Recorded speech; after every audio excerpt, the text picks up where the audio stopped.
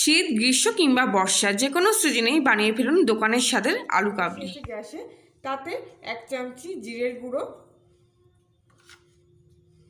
আর সঙ্গে 1/2 চামচি জিরের গুঁড়ো, মানে টোটাল 1.5 চামচি জিরের গুঁড়ো, আবার 1.5 চামচি মতো ধনিয়া গুঁড়ো আর সামান্য 1/2 চামচি মতো লঙ্কার গুঁড়ো একসঙ্গে দিয়ে ভালো করে ভেজে নিচ্ছি। শুকনো কড়ায় কোনো তেল না দিয়ে এটাকে আমি ভালো করে ভেজে নেব। ভাজতে ভাজতে যখন দেখবেন সুন্দর একটা গন্ধ বেরিয়ে গেছে তখন জানবেন ভাজাটা হয়ে গেছে।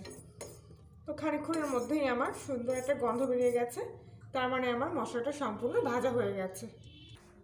এবার আমি এখানে কিছু সেদ্ধ করা আলু নিয়েছি, এগুলো সম্পূর্ণ সেদ্ধ করা, এগুলো আমি সমান সাইজে কেটে নেব।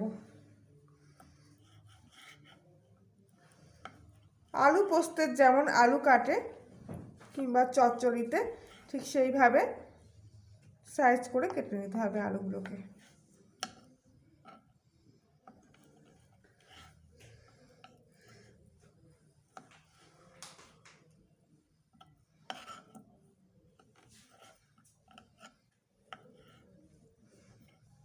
আলুগুলো আমি এই সাইজে কেটে নিয়েছি। এবার আমি একে একে সব আলুগুলো কেটে নেব। সেদ্ধ আলুগুলো সব আমার কুচি করা হয়ে গেছে। আর এখানে আমি কিছু ছোলা ভিজিয়ে রেখেছিলাম, আর সেই ছোলাগুলোতে অঙ্কুর তোলার জন্যে 2 দিন ধরে ভিজে কাপড়ে ঢেকে রেখেছিলাম। এবার আমি আলু একসঙ্গে দিয়ে দেব। তারপর আমি এখানে রাখা শসা কুচি, লঙ্কা কুচি, গাজর কুচি আর এখানে রাখা আছে ধনিয়া পাতা কুচি, সবগুলো একসঙ্গে দিয়ে দেবো।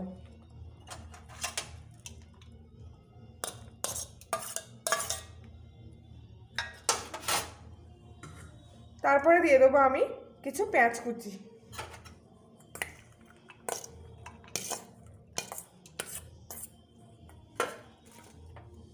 এরপর দিয়ে দেবো এতে 1 চামচি বিট লবণ,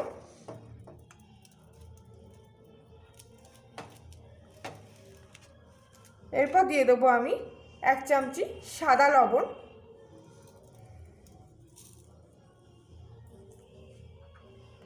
তারপরে আমি দিয়ে দেবো 2 চামচ মতো তেঁতুল গোলা জল।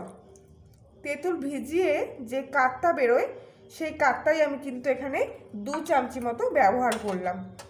এইবারে ভালো করে মাখবো।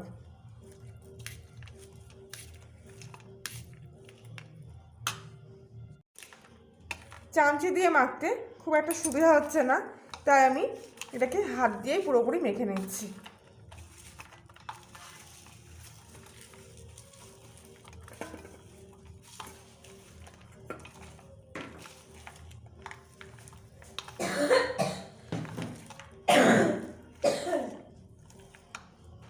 খানিকক্ষণ মাখার পর এতে আমি একটা লেবু রস দিয়ে দেবো। 1 ফালি লেবুর রস, গন্ধরাজ যে লেবুটা হয় সেটা সামান্য রস দিয়ে দেবো, দিয়ে আবারও ভালো করে মেখে নেব।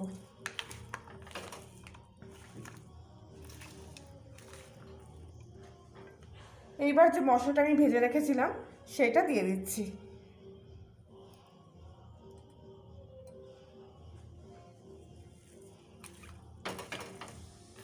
দিয়ে আবারও ভালো করে সুন্দর করে মেখে নেব।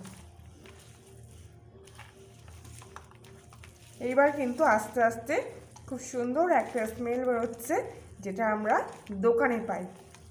একদম যেন মনে হচ্ছে আলু কাবলির দোকানে চলে এসেছি।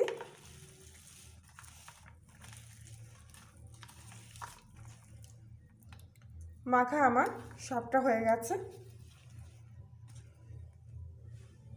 এইভাবেই আপনারা বানিয়ে ফেলুন দোকানের মতো টেস্টি স্বাদের আলু কাবলি।